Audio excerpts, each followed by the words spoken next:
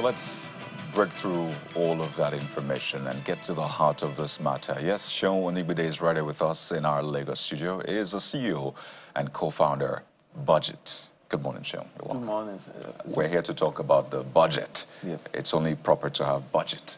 Speak to this, particularly with that, what would I call it now? That revelation that was released yesterday by BudgIT, saying that a total of 11,122 projects culminating in 6.93 trillion naira was inserted into our budget, the 2025 federal budget. Now, it's gotten a lot of people talking. You didn't call it padding, but it's been called padding by others that we're here yet again. Can't we just have this padding thing behind us? But the National Assembly, at least some of the members, have been speaking. One of them saying, well, this is ignorance of their procedure, that they have the powers to amend the appropriation bill because they are lawmakers before it becomes a law. And they said that this went through NDAs and they did a lot of back and forth before it was eventually approved. So they said, well, nothing untoward happened here. So speak to us about where the issue is for you exactly. Is it the insertions in that sense? Because they say they can amend in that sense, which includes insertions. Is it the MDAs that are meant to handle this project, some of whom you described as incompetent to handle it? Or is it the projects themselves? What are the issues here? Yeah, I mean, thanks for Coyote. The problem is that democracy gives us what you call separation of powers. Right. And also ensures that every element is carried along in the whole process. And another thing I always tell people is that with great power comes with great responsibility. The budget is a legislative instrument, but it's not just another legislative instrument. That's how you deliver public goods, public services to the people. So it has to be a well thought out process. It must be premised on planning. It must be anchored on the kind of vision. Our biggest problem with the budget is that between the executive and the legislature, they do not see the budget as an instrument of planning. If you look into that budget, you have already over 32,000 projects proposed by the executive already. The National Assembly had over 11,000 projects already. Even some agencies, some ministries, like Ministry of Agriculture, had over 1,500 projects added in there. The question you're going to first ask is, what kind of projects are added? The second thing we're going to ask again is that, do the agencies, do they have the requisite capacity? Is it within their scope of work to deliver those projects? The third thing we're also going to ask ourselves is that, is this going to have significant impact in the life of Nigerians from a federal perspective? And I always make this argument that Nigeria does not have infinite resources. Our resources are finite. No matter how much revenues we're declaring right now, we have salaries to pay, we have debts to pay. So what exactly you have left is for the capital expenditure. Now, even in the capital expenditure, you don't have a prioritization. It's not as if you say in all of those projects, to say this is priority A project, priority B, priority C project. No. What the National Assembly is doing is an abuse of power. For me, it's an abuse of responsibility. Prior to these times, we had constituency projects. There was, until now, there's a band of 100 billion naira given to the National Assembly as constituency projects. In total, or for the individual? In total. In total. Everybody gets 100 billion. And those each person gets 100? No, every National Assembly, the National Assembly as a collective, get 100 billion. And that was where you got between 2010, 2011, 2012, even up to 2014. And you could remember those days, there was always this tussle between the executive and the legislature. It took 5 months or sometimes to pass the budget because they would not just agree that certain items can't go into the budget. But let's not forget, the budget, like, if it's passed, it's a law, it's an act of parliament. It's something that is going to transform the economy or the country. Yeah. So in some sort of way, I look at it and I'm stunned at the level of which citizens are not engaging as they should. You pass a budget into law, then that means you've given license to the entire bureaucracy of government to execute that budget. So are we saying that first, if lawmakers look at what was presented to them by the MDS, the executive, and they say, well, we think that this should be there, based on the fact that I'm representing a certain group of people, and I think that this project is important to them. So maybe we add this here, add this there. Is that wrong? Is that within the confines? That should be within the limit. And that's why when we had the constituency project. So is that wrong? That is wrong? It's not wrong, but how brazen it has become over the years that you had now had boreholes, and then because you don't look at the federal government budget. It doesn't look like a federal government budget anymore. It looks like a local government budget. Everybody is in this provincial mindset of how much can I get in, maybe for myself or for my people in court. Because you look at the federal government and it says, I drove to Bomosho a few days ago, and the road between Oyo and Bomosho is bad. If I had to go through Igbo and I go through Oshobo, that road is bad. If I were to go through Ejigbo, Oshobo, even to Ejigbo, the road is bad. If I had to go from, let's say I'm going from even Ife, and I'm going all the way down there, and it's road. So you look at what should be the federal government's main priority, right? And priority. They're not doing it. And we are now, everybody wants to have this nice drone picture of a sea of constituency project or a sea of empowerment projects to prove that as a lawmaker you are working. And you now see this constant tussle, this constant competition to see who is having the largest empowerment project. So what should be the kinds of projects that lawmakers should lobby into the approval spending limit of the federal government? You made a lot of sense with the fact that this thing looks like local government, what do you call it now, project. Because I think that recently the Senate president just did some empowerment, and I said, sea of all kinds of keke, napep, all sorts. And we see these things, I'm asking myself, these things, we see it almost every other time. Where do they really use them in that sense? Did they really use them, or these are I don't even understand what is going on. So let's begin with the first one I want to find out from you. What kind of projects should lawmakers be influencing on a federal government budget?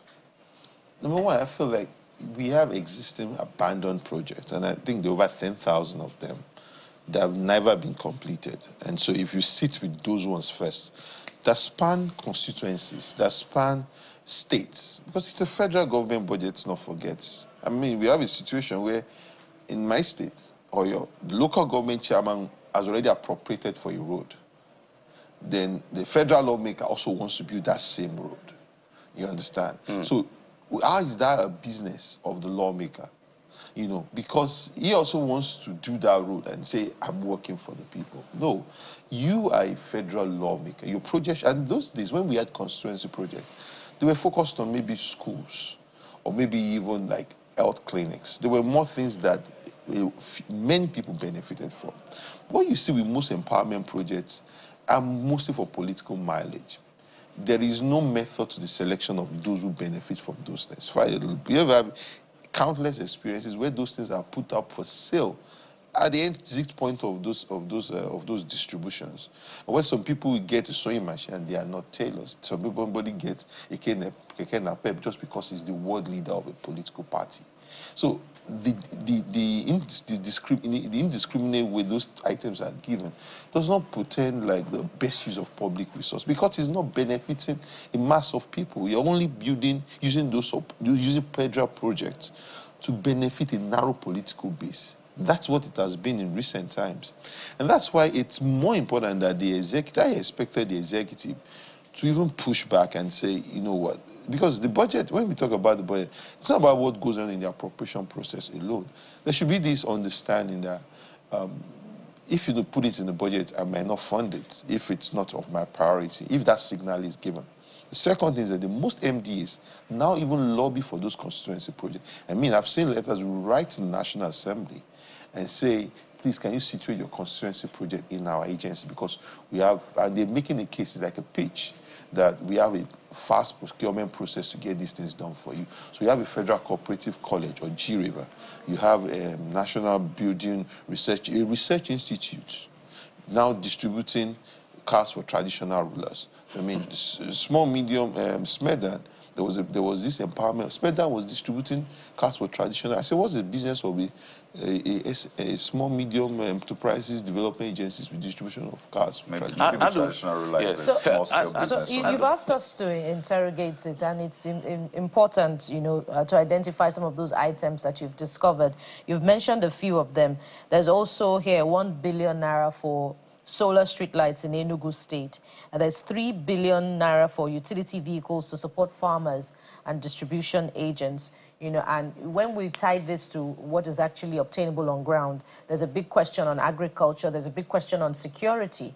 Is there anything in the scope of your work that also follows through with whether or not these projects, as unjustifiable as some of them are actually carried out? And I can refer to something that was also in your 2024 report. That's about 50 billion naira allocated to border security. And we know what border security still is like today. We have a tracker that tracks public projects at the constituency level. But the challenge you see is that when it comes to constituency projects, the first problem I have is that there's always immense pressure on the Treasury, I mean, it's the Accountant General, to get these projects done at the expense of other projects.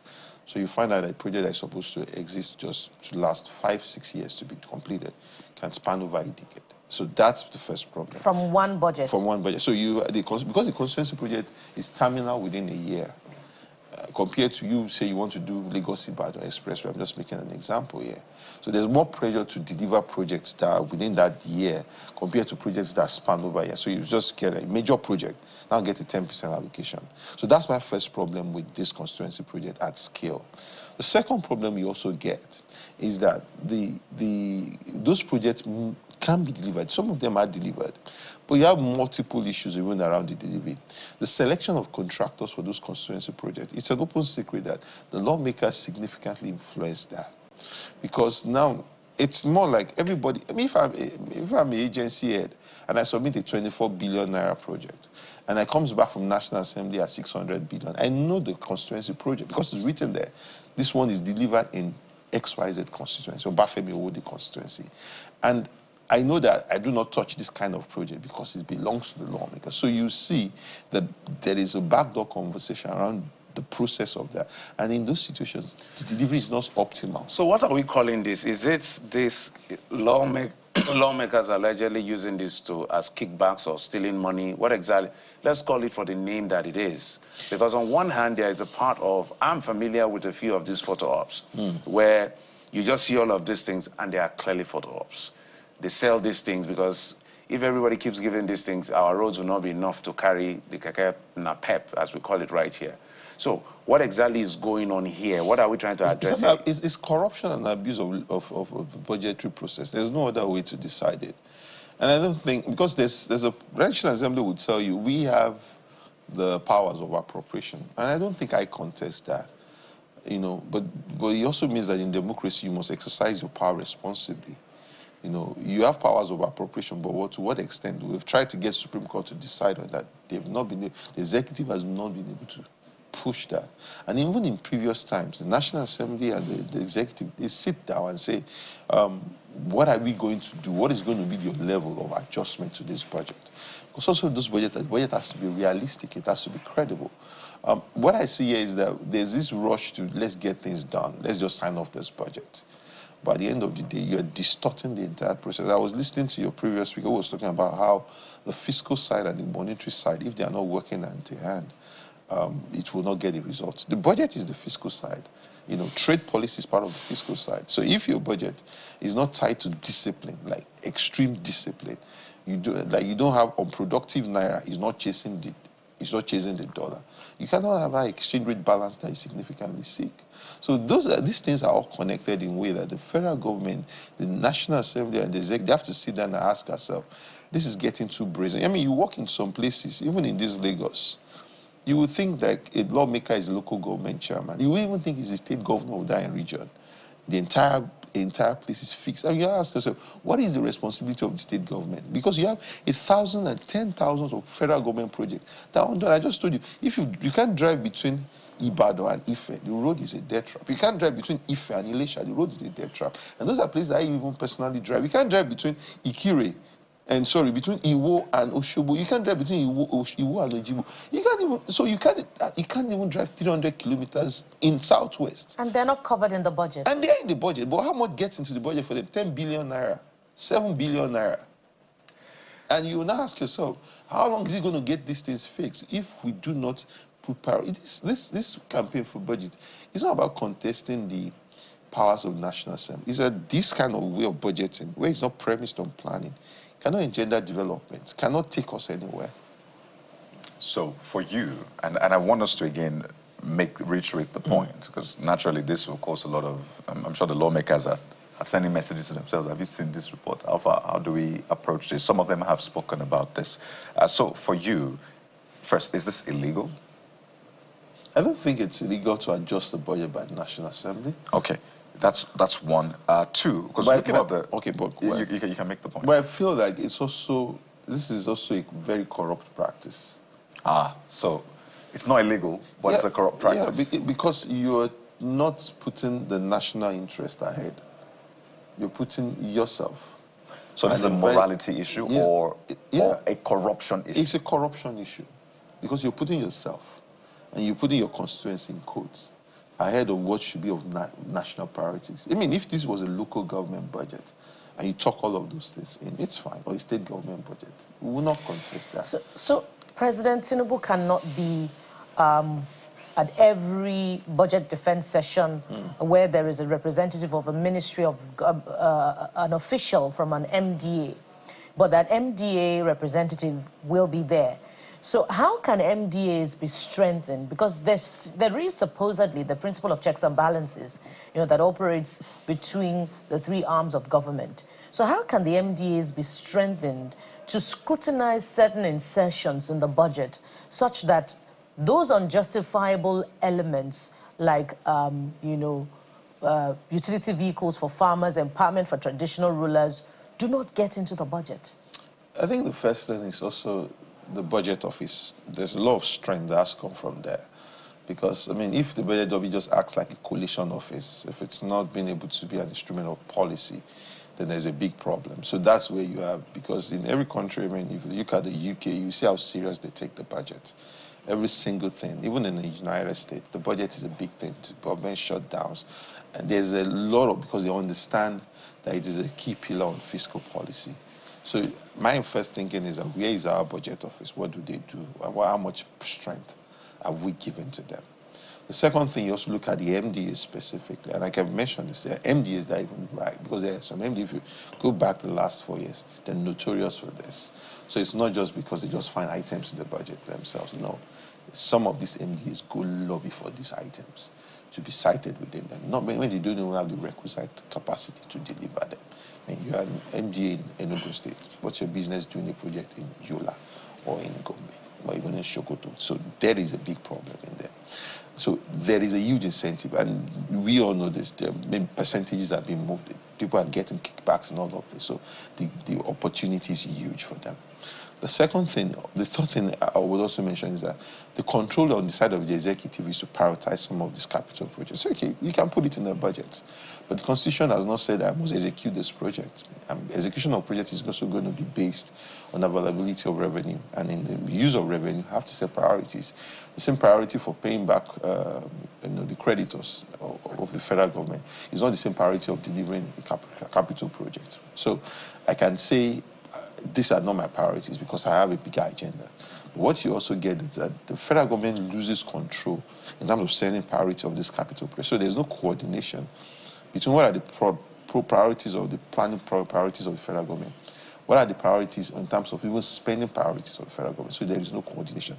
I could remember previously, Okonjo-Iweala was big on the fact that the budget office had to reside in the finance office because she knew that if I do not have the budget office with me, I cannot control how, I have to be able to control the entire value chain, the budgeting even and the finance side.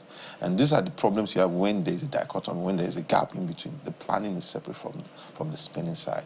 So there has to be even coordination from the side of government that what is of priority. Because if you put if you put these street lights in the project, or you put this solar powered project, which break down almost after every 1 year or 2 years, we have also done a bit of research on that.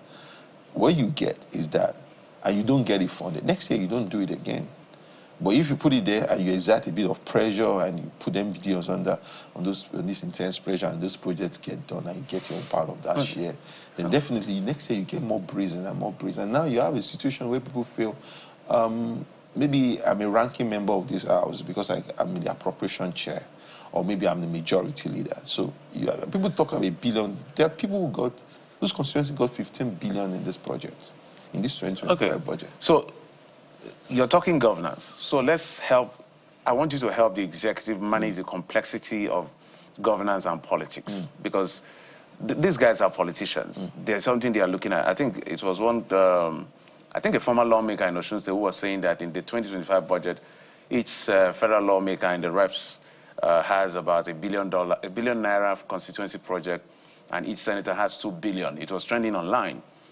Now, I want you to help them understand how to manage the complexities of the political end, just like you talk about the constituents. Because I can tell you for a fact, there are people that are called political stakeholders. They don't have any job. They follow governors around, they follow senators around, and these guys need to be served. As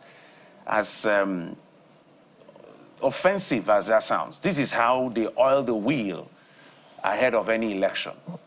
I can almost call names, but I'm not going to do that. I mean, people who follow governors, they don't have any other thing to do. For a fact, follow these lawmakers. Perhaps it's how they service these people to help them with the machinery of elections and all of that.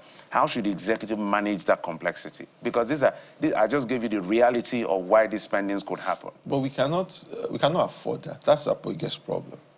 Because if we say, if it feels like $1 billion will be enough today, tomorrow then you need 2 billion, then you need 3 billion. The question is, let's ask ourselves, what's the work of a lawmaker?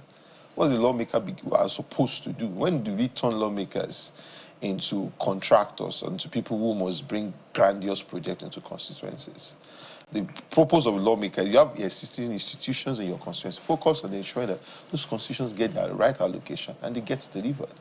But because now we have a line that we keep pushing, and we keep pushing the boundaries. And my own view, you executive do not even, the National Assembly, even the government, do not have the resources to back. Mr. Onibinde, we're talking about the ideal versus reality. And then the complexity of the fact that if the executive doesn't allow this, that budget is not going to get passed. You and I know that. And I say there's a negotiation between the executive and it will not pass. And that's the beauty of the beauty of democracy is what you call forbearances. You know, and us be able to understand. If I'm a National Assembly head and you are the presidency, even before the budget gets into the House, I have a meeting with you. And I'm going to ask you, we're bringing the 43 trillion naira budget to you. I need your help that your cap for this whole constituency project was be 400 billion naira. It's going to be 500 billion naira now, because I also understand things have moved forward. But apart from this 500, well, we're going to have a sheet of 500. You go and decide internally how you want. And we were smart before this budget was passed, we were working with the National Assembly for a bill, a constituency project bill, to say, let's set a cap for this constituency project as a share of the capital project. Because we even understand that in Brazil, in the US, we've done a lot of study that these things also exist. They call it pork and barrel projects. Let's set it, but there's a cap. You don't start touching the Social Security money or Medicare or Medicaid money in the US because you want to be the best lawmaker in town. Let's set a cap to say every constituency, every capital expenditure presented by the executive, 2.5%, 5% of that is going to be for constituency projects. And there will be a list of all of that, public and transparent to everybody. And those projects will be not just for empowerment, which is to serve yourself solely, will also benefit many more people within the constituency.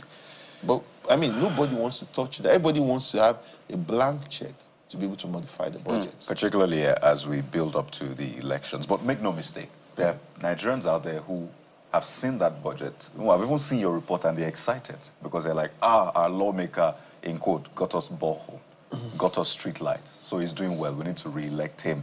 But sadly, that's, for them, that is what democracy should be like. When there should be more than that, and sadly, it's where we find ourselves. Even though the lawmakers have said they don't touch the money, it's the agencies that implement them. But again, we know some of these things. Now, my point is, let's push this forward. What must happen after this so we're able to elevate this conversation? Should we be having a conversation with the ICPC? I don't know if the FCC should be involved, but should be having a conversation with the ICPC. Should the constituency people be calling their lawmakers and saying, well, we heard this thing, no, come, what exactly are you doing there? What is going on? So how do we push this forward and ensure that we don't go over this next year, the year after? So should we get anti-corruption agencies involved? I mean, CSOs are speaking, right? Should the people also get involved? If they should get involved, what must they do?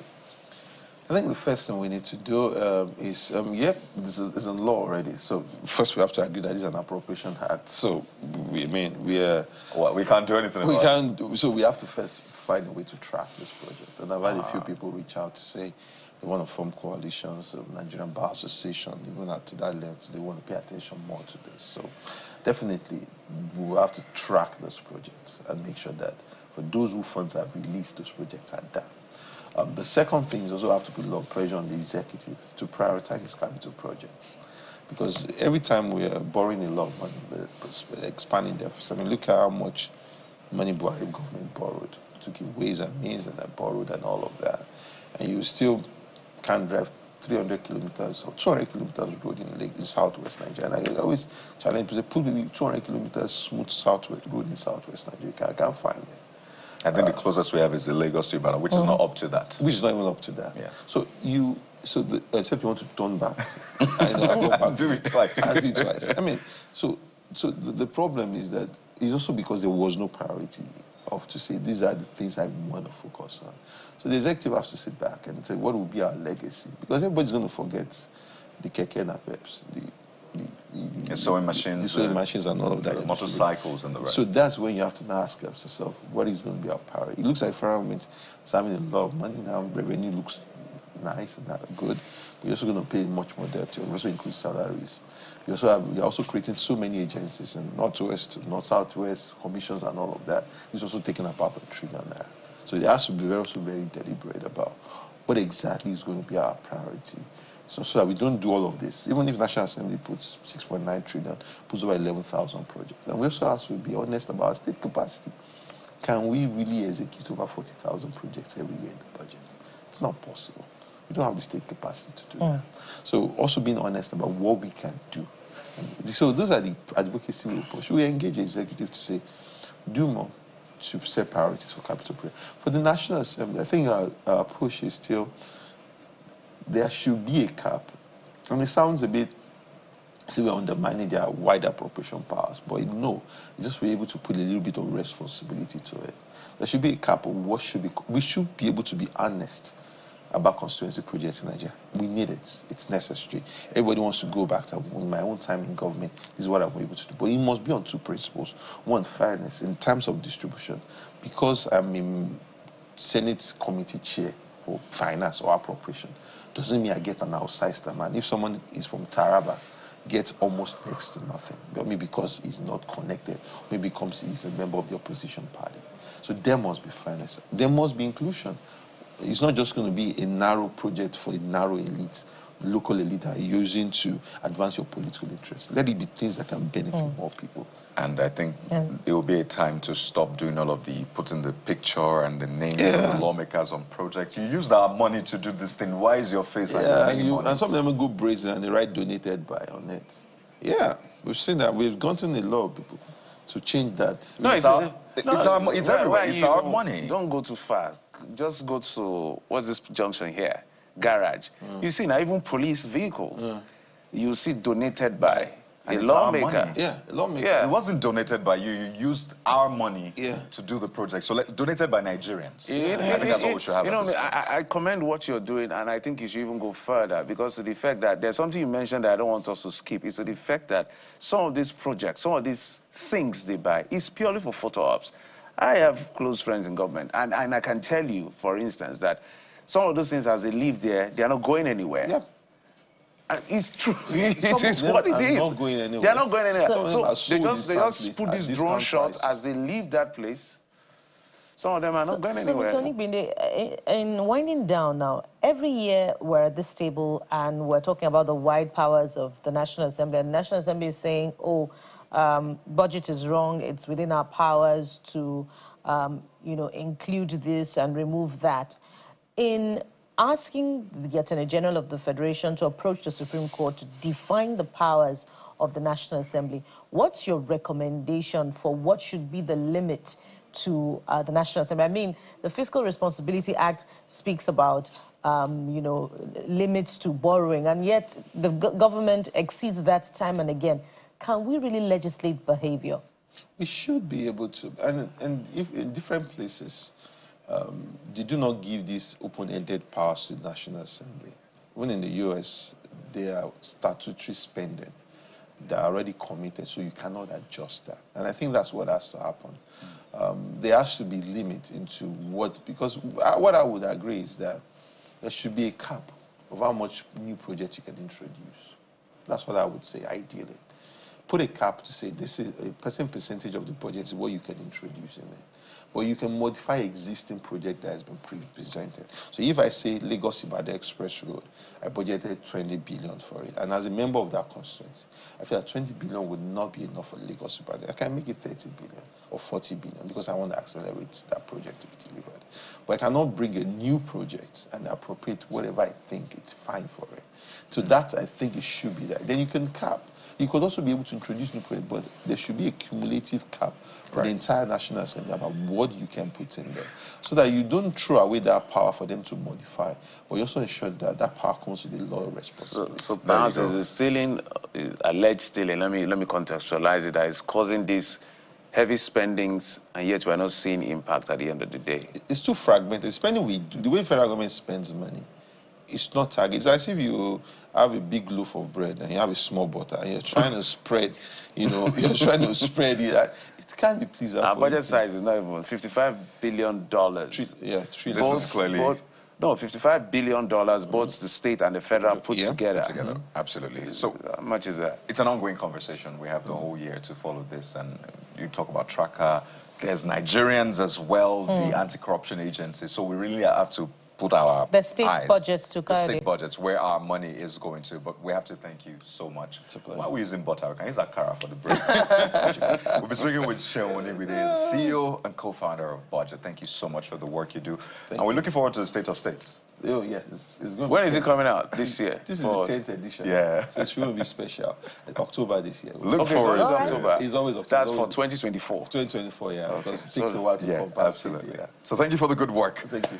Whew. So something to chew on for every Nigerian, okay? It's not just for us or the CSOs or the anti-corruption agencies. You must also be a part of it. These things must stop. But we'll take a quick break now. When we return, we have a legendary gentleman joining us. His name is legendary Ben Sharp.